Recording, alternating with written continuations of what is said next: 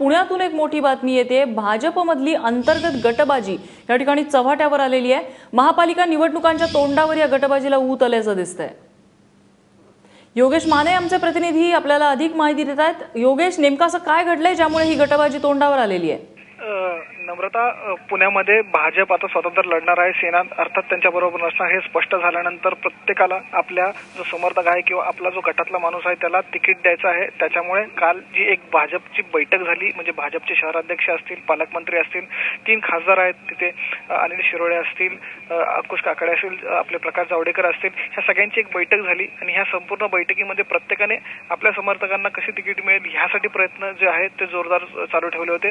कुठल्याही प्रकारे एकमत ह्या सगळ्यामध्ये होऊ शकलं नाही। ह्या सगळ्यामध्ये इतकी हमरीतुमरीवर संपूर्ण सगळे नेते मंडळी असतील किंवा मोठे मोठे जे खासदार आहेत यांच्यामध्ये झाली आणि त्या सगळ्याचं पुनर्वसन असं झालं की तोडगा न निघाल्यामुळे शेवटी मुख्यमंत्र्यांनी ह्याच्यामध्ये मध्यस्थी करून तोडगा काढण्याचं ठरवलंय आणि त्यासाठी सगळे जे नेते आहेत हे मुंबईमध्ये दाखल झालेले आहेत। फक्त 3 प्रभाग असे आहेत, शिवाजीनगर असेल, कॅन्टोन्मेंट बोर्ड असेल किंवा वडगाव शेरी असेल, हे सोडता इतर कुठल्याही प्रभागांवरती एकमत जे भाजपमध्ये होऊ शकलं नाही। धन्यवाद योगेश या माहितीबद्दल। त्यामुळे पुणे भाजपमधली अंतर्गत गटबाजी आता चव्हाट्यावरती आलेली आहे निवडणुकांच्या पार्श्वभूमीवरती।